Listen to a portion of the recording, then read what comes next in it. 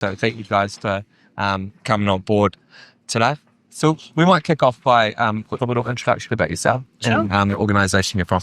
Thanks, Mike. I'm Christine Pratt from Riverlee, and I'm the Creative and Marketing Director, and I look after all sort of brand and marketing strategy implementation. I've also got a bit of a hybrid role because I love interiors, so I work with designers like Alex and oversee our interiors direction as well. And I'm also a co-founder of Women in Property, and for those of you that don't know, it's a volunteer-led, non-for-profit organisation, and we exist to support greater inclusion and empower women within the industry.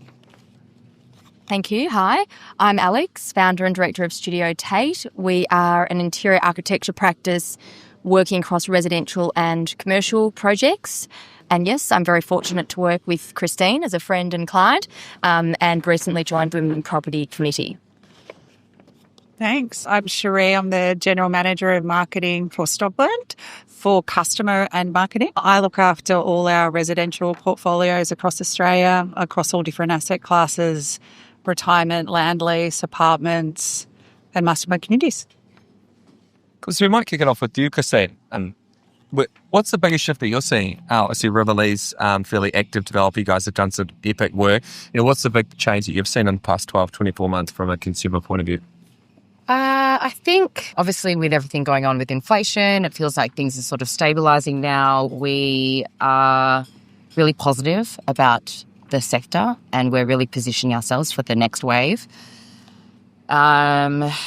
There's less developers out there.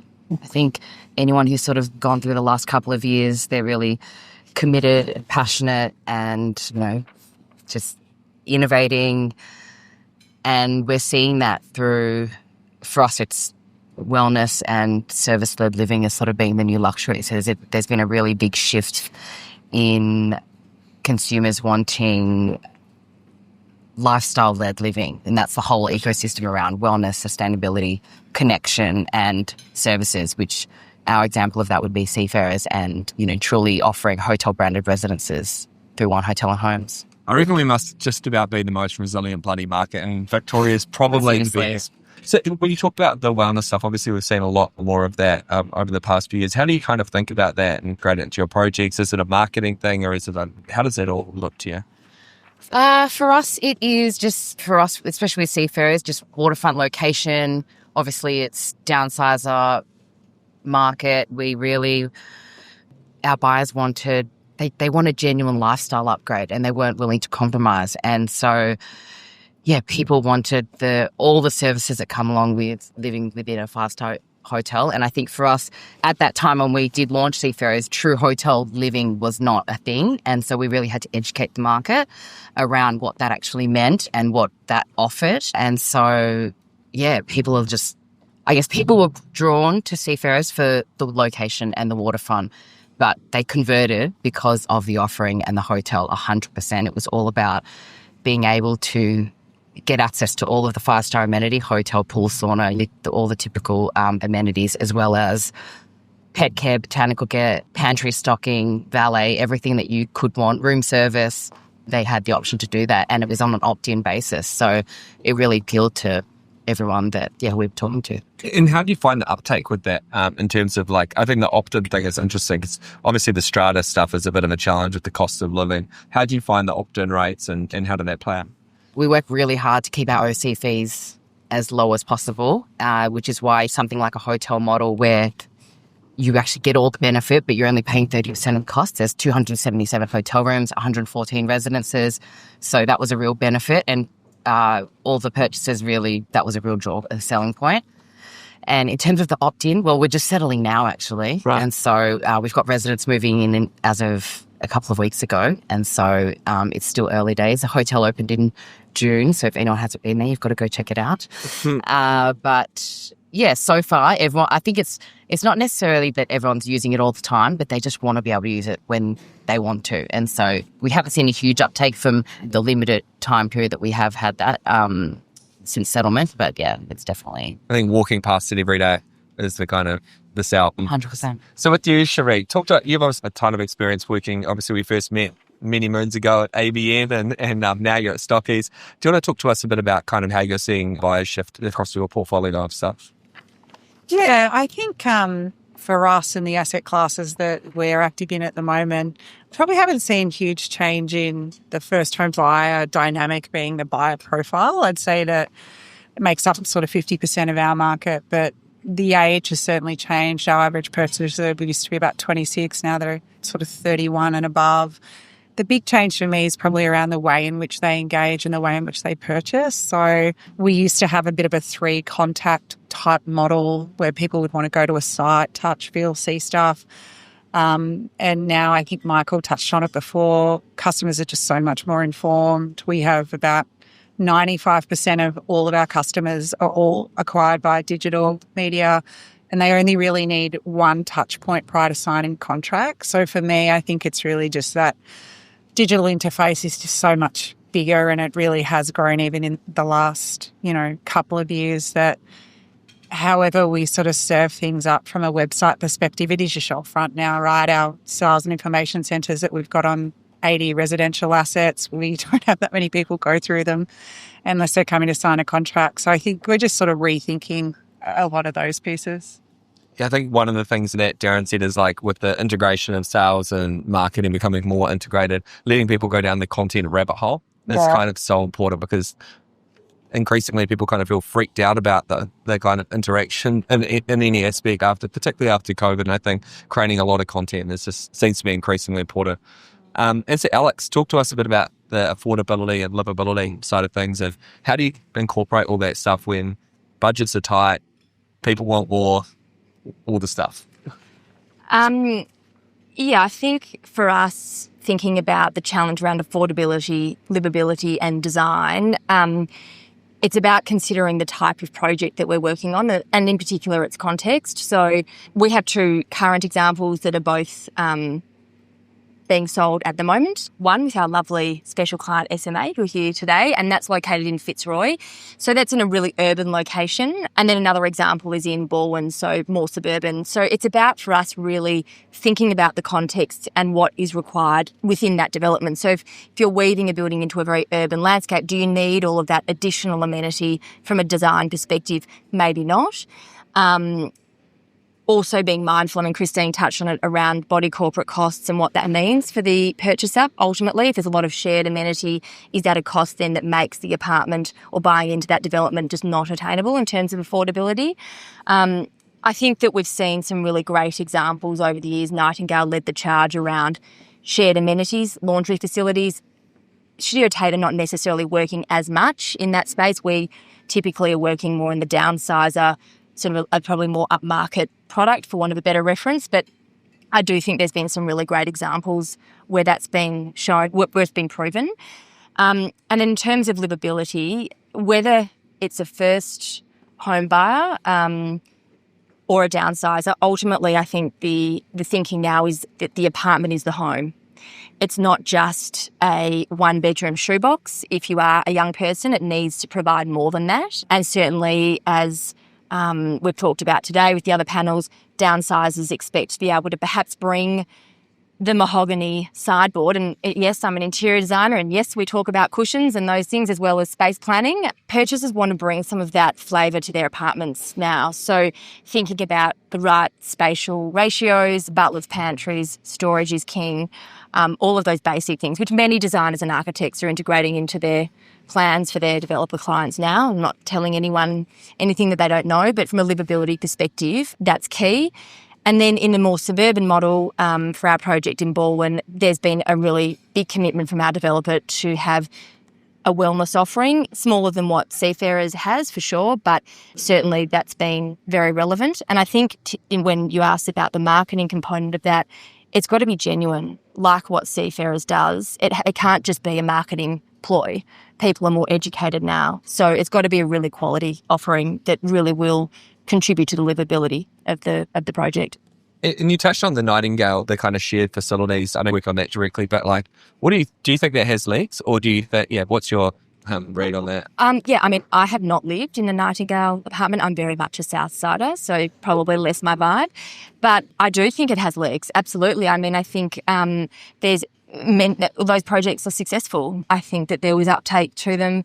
I think that people are willing to forego the Euro laundry and use a shared amenity within the building if that means they might be able to get a built-in study nook because they've got the capacity to work one day from home and it's not suitable to have the setup on the dining table. Doesn't work.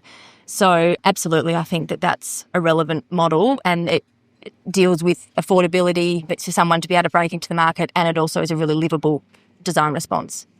Nice one. And Cherie, do you want to talk a bit about some of how you see marketing evolving? Obviously, you've been in the kind of considered purchase. Now you've kind of worked across all the categories. What are some of the things that have changed during that time?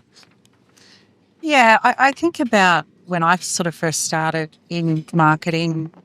Back then it was Delphin before it got bought by Lendlease, but the marketing was very much around really communications, PR style marketing, where I look at my team and my team are now a digital first team. So if they don't have a digital capability, the rest, it won't really matter. Those things are now more nice to have. So I think strategically the marketing role's changing, and I also think marketing's got to turn up to be not an overhead and turn up to be a revenue driver. So really driving those levels of commercial acumen in marketing is something that I've focused on a lot with my team. And we've just become so much closer to sales over the years. Like we do everything sort of glove in glove at Stockland from a sales perspective. And it was very similar to when I was at Lendlease as well.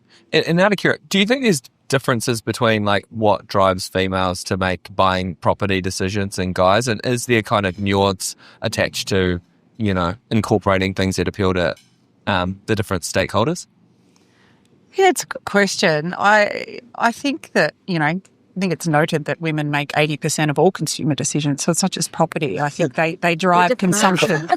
So I think in property, one thing that we probably can get, and Melbourne's been on sale for 3 years, let's be honest, and I've hated it, but we tend to go to those real rational type of messages, and those don't connect with women. So where we can have these more emotional type benefit style marketing is what I think works the best. And it's very hard, particularly, you know, Melbourne, I think someone said before, we're sort of 50% up on where we were a year ago in the greenfield, but that's still not enough.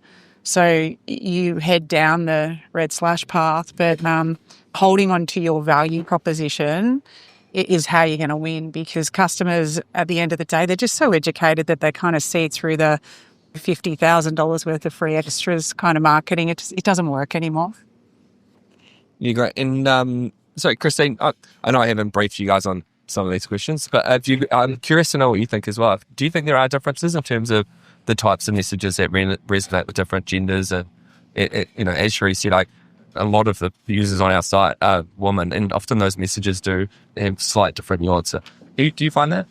I think similar to Cherie, yeah. I feel like we have, I mean, I haven't noticed it sort of specifically, but I feel like just my general gut feeling is that, yeah, we're sort of drawn to different things in terms of emotional responses. I think it's this is kind of why I think it's important, is the whole thing of like, I don't explicitly do it, but I have a gut feel like how it works. And obviously that's one of the benefits of having females at the decision table when you're kind of making all sorts of different development decisions. Do you talk to us a bit about kind of women in property? Yeah, absolutely. In terms of women in property, so we started the network in 2017, and since then we have grown from 15 to over 1,000 now, and we're growing stronger every day, which is great. So there's been a really positive response from the industry, and our recent surveys have shown there's been a really big increase in representation from senior leadership, so that's been really positive. But it is typically skewed to more female typical-led roles like marketing, design and sales. So it is it's definitely on our radar, and we are trying to focus on attracting more women from industries, more male-dominated industries like construction, engineering and finance.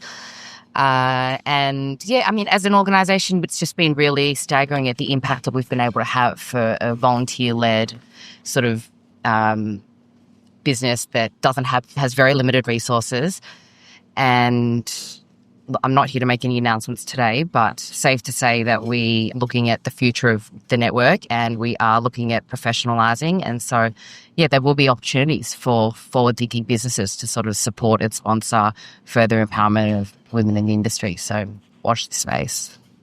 Good to hear. And Cherie, do you want to talk to us a bit about kind of where are the opportunities for women in the sector, and how do you see it evolving? Yeah, it's a good question. I think I look at the tables I've been sitting around in the last sort of 20 years, and I do think participation has certainly changed. And I think that there's more women in more senior roles, and certainly some of the big corporates are adopting a 40-40-20 model. I know that some of the big listed players are pretty committed to that. And look, I think, like I was saying before, I kind of educate with my team that if you want to have a seat at the table, make sure you work on your influencing skills and skills around how you have really assertive kind of discussions, because naturally I think men seem to be able to do that a little bit better is probably my experience being in corporate for a long time. But the more you can kind of practice that kind of stuff, I think it's really important, and push yourself in the door and push yourself to have a seat at the table. I think that everyone's open to that now, right? We've kind of moved a long way, and I think I'm really proud of the changes that have been made in my organisation. And I joined Women in Property sort of a year ago, and I think just looking at the participation that we get, the levels of the women that are joining, it just shows you there's a bit of a movement around it. And if you had one thing that you think could what do you think the industry should do here in Melbourne from a development, marketing point of view? Where do you think the opportunities are here in Melbourne? Oh, that's a big question. Look, the one thing for me, and I think about some press that we had last week actually, is around how do we work better to bring critical amenity before you might have critical mass of people. For me, we've got to work with, government to make sure we can have these things, train stations, shopping, retail. For me, that's the one big change. It's the red tape. You get a planning permit, but there's a lot that needs to happen between that and you start a construction. So I think that the removal of red tape seems to be so much harder in Melbourne than what it is in other places. Certainly my experience in Queensland and Western Australia is different to my experience here in Victoria. So, just working better together to make sure that we're solving for these things, because ultimately we're trying to create homes for young families. Thanks very much, guys. Appreciate the input and good stuff. Thanks very much. We've got the room till 3. We've got plenty more bar tab. There's no need to rush out unless you got something to go to. So please enjoy it and have an awesome day. Thanks for coming. Thank you.